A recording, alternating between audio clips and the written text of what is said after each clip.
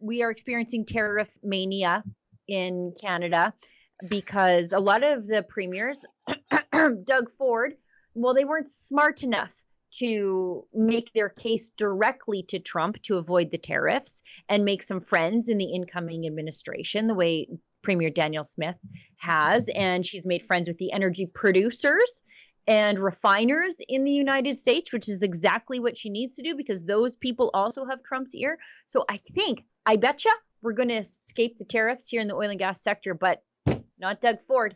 And if it weren't for the people being harmed, I would say he deserved it. And so we've got a video. White House Press Secretary Karoline Leavitt confirms them tariffs for the auto sector and the like, they're coming. Give us an update on the president's plans for his tariff agenda. He spoke a lot about this yesterday, and there's a couple of dates coming up that he's spoken to. Number one, February 1st, he's alluded to both the potential for tariffs for Canada and Mexico, but also China to take effect on those days. What's he thinking about that? Yeah. Should those countries expect that? Again, he was asked and answered this question this past weekend when he took a lot of questions from the press, and he said that the February 1st date for Canada and Mexico still holds. And the president has also put out specific statements in terms of Canada and Mexico when it comes to what he expects in terms of border security. We have seen a historic level of cooperation from Mexico, but again, as far as I'm still tracking, and that was last night talking to the president directly, February 1st is still on the books. Yikes. Get ready for it, Canada. This is what we got with our governments and all of the premiers, save Danielle Smith.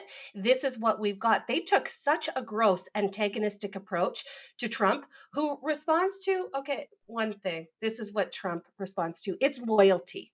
And these people show such a shocking disrespect of the United States, of our biggest trading partner.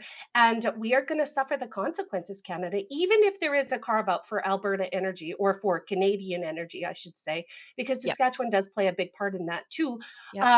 There is going to be such dire consequences for the rest of everything that we export. And don't listen to Doug Ford when he says Canada is not for sale. Everything we make in Canada is for sale. In particular, our natural resources are for sale. We got tech for sale. We got ag for sale. We've got, potash and uranium and forestry products. And this is shaping up to be an absolutely economically disastrous time in Canada. And we got nobody to thank but all of the premiers and our federal government, who is just fumbling this.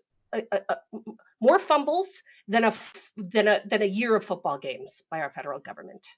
How many of them do you think read The Art of the Deal? Before they're 0%. dealing with the guy. 0%. They were reading Mark Carney's book. They were reading Chrystia Freeland's book. There is a way to soften the blow as it pertains to President Trump, and these people just have no idea what they're doing. Absolutely no idea. Yeah, and I completely reject this narrative from the likes of Doug Ford. And I saw from the unions the other day that Danielle Smith is some sort of traitor to the nation. Do you know what she's trying to do, you union jerks? Save your jobs. That's what she's trying to do. She's trying to save roughly 550,000 Canadian jobs that are directly supported by Canadian oil and gas. So she's doing what Doug Ford was unwilling to do, and that is fight for the jobs of Canadians. A lot of Trump's foreign policy and economic policy comes down to, does he like you and trust you? That's right. She went down there and she made sure that he likes her and that he trusts her. And that's going to go a long way with the administration, but she didn't stop with the administration. She started making friends with the Western governors, the oil producers, and the oil refiners in the United States. She got them on her side. And let's remember that this is a president who is not against Canadian oil and gas. One of the first things he did when he was president the first time around was sign the Keystone XL pipeline into life after it had been blocked by the Democrats. So he's willing to buy Canadian oil and gas. We have somebody who's willing to make the case for Canadian oil and gas. And the other premiers, because of some misplaced jingoistic sense of nationalism, want us to kill our jobs, but so many jobs in their provinces too. And the secondary mistake that all of these premiers and our federal government is making is assuming that they are dealing with the same Donald Trump that they dealt with in 2016. And I Mhm. cannot state this clearly enough. Donald Trump coming in for his second term is a completely different man. And had they been reading the room, because when he came in the first time, when he came into his first presidency, if we're all being really honest, he didn't know how Washington worked. He didn't know about how the federal government worked in the United States. He was a virgin president. Mhm. And after 4 years of vicious persecution by the Democrats and by Joe Biden's administration, Donald Trump learned exactly who his enemies were. And had any of Canada's federal government been paying attention during that time, they would have realized that they're dealing with a completely different man. This man is not working with people that he cannot trust. And Right. what we know is that he cannot trust who is in charge in Canada right now, which is insane. We have a non-functioning government. Okay, nobody at the head of our government. The Liberals are undertaking this insane humiliation ritual in the form of a leadership run or leadership race within their party. We have nobody driving the wagon while our biggest trading partner is threatening us with certain economic devastation. It is insane what is happening to Canada. We're being held as political prisoners. Canadians are being held as political prisoners by this insane, corrupt federal government that doesn't know how to put a shirt on the right way, Sheila. Okay, doesn't know how to dress themselves in the morning, I'm frankly shocked that more people aren't acknowledging this. We are in an absolute national crisis, and it is the doing of our federal government and the NDP that upheld them for so long. Maybe Olivia, while we're talking about the next couple of things, you can find that Justin Trudeau with his shirt on backwards. But then I was poking around and it looks like the gray sweater, which is on backwards, or at least looks like it's on backwards, could be the WEF uniform. Because there's a few of them. I think Mark Carney was wearing the very similar sweater. Mark Carney and Jagmeet Singh, they're all gray cashmere sweaters. My husband had one. I literally put it in the burn barrel like yesterday. Like we cannot associate with the gray. There, here it comes. Here it comes. And I would just like to say, my very first job was selling menswear at Eaton's, the department store, and so I have dressed a lot of men. Like I actually love getting men dressed and dressing them, and without question, this sweater is backwards. This is what I'm saying. Like there's an extra inch of fabric along the back so that it's sort of, and then in the armpits too. Do you see that? It's sort of puckering in the armpits. Yes. Good grief. I am saying he got dressed in the dark. This is what I'm saying. But if a man can't be trusted to get himself dressed in the morning, can we trust him with running the country for 1 second more? I would argue not. Oh, I forget. I thought I saw that sweater was like $550. Now, I don't begrudge the man his wealth.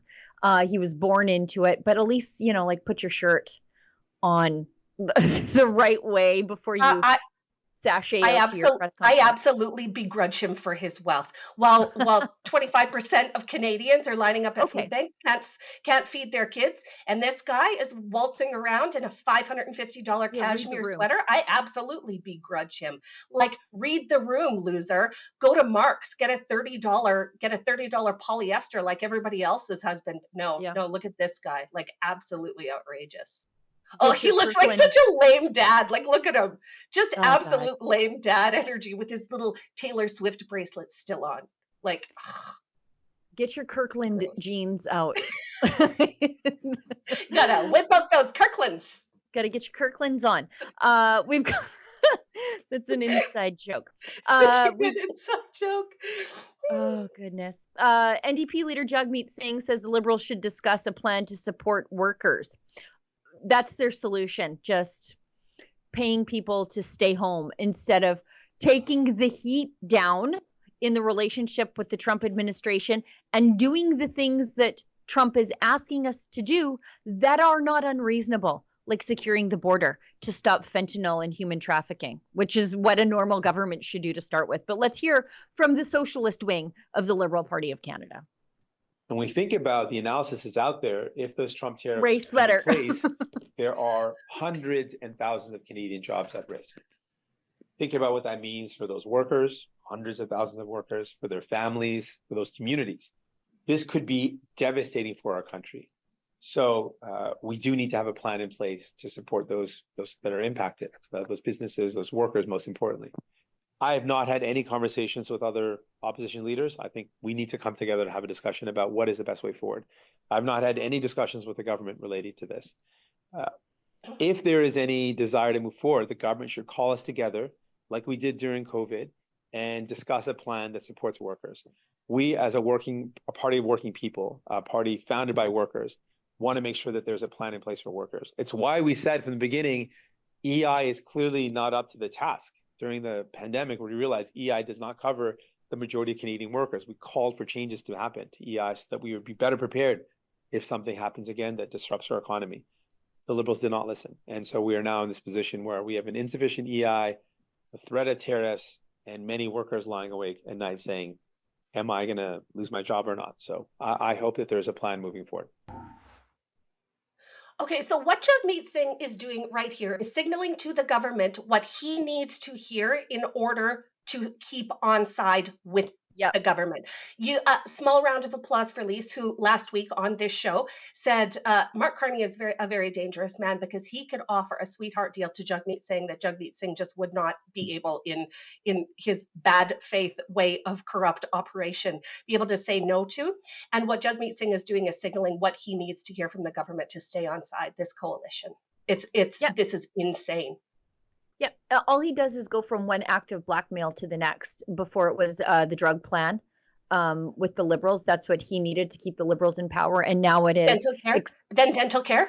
Yeah, dental drug care, plan, and now dental it's care, this. and now this. Yep, and now this. And so he wants protection for Canadian public sector workers so that they won't be impacted by the tariff threat that Donald Trump has promised to bring down on the people of Canada. It is insane what is happening here. It is insane. And with Canadians with no recourse to do anything about it. Like, if ever we've needed to acknowledge that we are a totally broken country, we are seeing it play out in real time. Yeah, and he keeps prattling on about workers, but their solution is shutter in the one cudgel we have against the Americans, and that's Alberta and Saskatchewan, and to some extent British Columbia, and oil and gas. That's the one thing they have. The thing that they kept saying there was no business case for. The thing that they kept saying, well, we should phase it out. And time is ticking on Canadian oil and gas. That thing, it's the one thing that they think they can use against the Americans, which they constitutionally can't. And nobody seems to care about those jobs except Danielle Smith.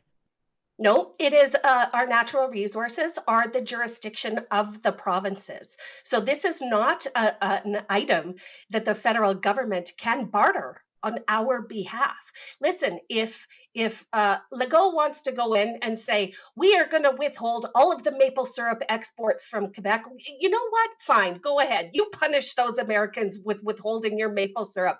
But as it pertains to the natural resources of Alberta and Saskatchewan, especially, hands off, federal government. Those are not your resources to be able to bargain with. So find another negotiation tactic that's more along the lines of what the Americans want to hear. And it is border security and regular fentanyl stoppage from across the border, because of course all of our safe supply of fentanyl and meth and cocaine and all of the other illegal substances are going straight across the border. Of course they are, because it's a corrupt system.